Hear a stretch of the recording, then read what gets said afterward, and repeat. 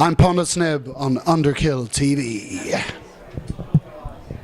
I'm Nick the Dick, you're watching Underkill TV. I'm Michael from Bonafide, you're watching Underkill TV. I'm Martin from Bonafide, watching Underkill TV.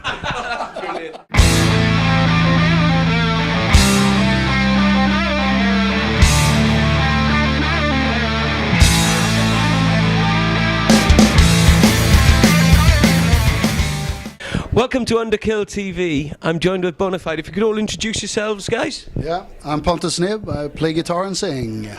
I'm Nick the drummer. Michael Fassberg, guitar player. And Martin. Guys, you played the acoustic stage today, which give a lot of people who don't know nothing about the band a little taster to what they can expect tomorrow when you open up the main stage. Do you think that's a good idea to do a little acoustic set, perhaps whet the appetite of some people who've perhaps never heard of the band? Well, not before, but now, afterwards. We got a great response, so yeah, it was a good show. And as the acoustic set certainly went on, there was more and more people coming into the room to watch it, which is obviously good for the band and gives you a great platform to work on for tomorrow. Would you agree? Yeah, for sure. I mean, when the band started out with all this thing about acoustic sets and stuff, it was totally a no-no, totally, for the band. But as time went by, we sort of accepted the fact that maybe we could do some acoustic shows every now and then, for promotional purposes or whatever. So because it really works. Some of the songs really works in an acoustic setting, so to speak. So. Excellent stuff. And you guys have got, is it a new EP you've got out at the moment? Yeah. Could you tell us a bit about that? Well, we decided to do, instead of a single, to do a EP and with some unreleased material. And a single from the last album, Something Strippin', and then we decided to do 3 cover versions of great influences of ours, and it turned out really good. Do you think with the music industry, the way it is now with sort of the download generation and everything seems to be going through computers, do you think like a lot of bands are doing this now, rather than releasing a full studio length album, releasing EPs and things like that? Do you think that the download, are you for or against the download generation? Do you think it helps the band, or does it damage some of the bands? The internet, of course, helps the band because it's easy to Google it or YouTube it, and you need to be a really good live band to live through these days, you know. Because in the studio you can do everything, you know, but then you have to perform live, and so that's what we kind of count on. We're a good live band, and so we're gonna survive. And that's what it's all about, basically, I guess. I mean, rock music, and I mean, it should be played live. You have to be able to deliver a good show and play live well in order to get an audience. So basically, you're back to square one, where you were several decades ago, I think, when it comes to what live music is really about. And I mean, music industry is, from my point of view, almost dead right now when it comes to record sales and stuff. And I mean, I was born in a world where the record, the album, meant everything. But you have to think twice now, and it's quite hard sometimes because it doesn't matter anymore to the same extent as it did once. So. That's a very good answer. That's something I've always tried to explain to people. But no, you're right. An album used to mean everything to a band 10 years.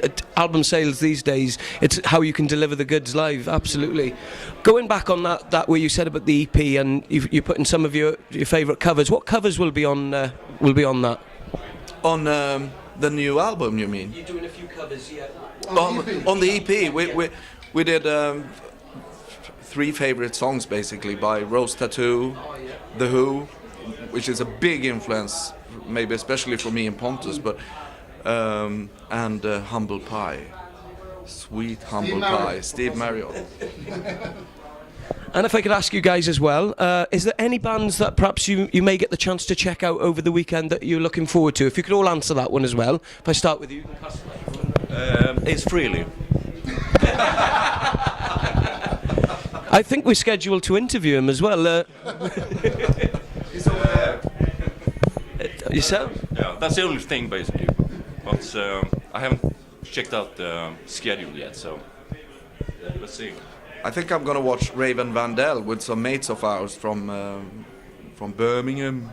He's gonna play, and then in an hour's time, yeah, and then Blackstone Cherry. I must see Blackstone Cherry. I think they've done some tremendous songs actually. So yeah. And yourself? Michael Monroe, Blackstone Cherry. Can't remember any more bands, but there's lots of bands I want to see actually. Yeah. And yourself? And I want to see Dan Baird and Homemade Sin and the Choir Boys. The Choir Boys, of course, And the bar, the most important. I want to see the bar. We're Underkill TV. Pay homage to Spike, he said. And could you all tell us what's going to happen for Bonafide in 2012? Will it be a new record or anything like that? For sure. Late January, we're recording a new album. Okay. Hopefully it'll be April release, but you know how it goes. Yeah. Maybe there won't be time, but at least a single and a new video before summer. Yeah. Absolutely, that's 100% sure. And will it, obviously, those that, after this festival, I mean, you're going out across the whole of the UK, will there be a chance perhaps in 2012 to come back to the UK? There's actually some talk going on about us coming back next spring, but I don't know how far that discussion has went so far, but we'd love to come back. Yeah. I guess it's all about how the response is on this tour. So, and this has practically just started. So. But I think they're actually planning a March-April tour already. And when we recorded the new album, which we're going to do in late January, February, we're gonna have to go out because we're a live band. We love to play live, and we can't not play. And we want to go to Spain. We want to go to the UK again, basically. And then the summer we're doing the festival. So we want to, before that, go back to UK and go back to some other countries in Europe.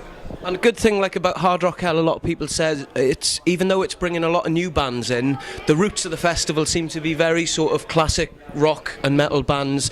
Does this happen obviously back in the rest of Europe? Do you see a lot of festivals like this with on a holiday camp with chalets and everything? That's a UK phenomenon. Yeah. And it's brilliant. It's good. It's a really good idea. Yeah. I mean, middle of December, you wouldn't expect nothing going on, and here you are with 4,500 metalheads. Yeah. And everyone Fantastic. is so nice. I mean, we meet people all the time, and everyone's so nice, and it's a really friendly camaraderie going on here. We just asked for toilet paper once, and we got that. You actually, That's a good thing about this sort of thing with festivals now. You can all go back to your own sort of showers. You don't have to share one toilet or something like that, which is great. Well, guys, thank you very, very, very much for your time. It's been an absolute pleasure. Really enjoyed the acoustic set, and we look very much forward to seeing you guys tomorrow night open up the main stage. Once again, this is Underkill TV with the guys from Bonafide. We enjoy your set tomorrow, guys. Thank you very much. thank you. Thank you.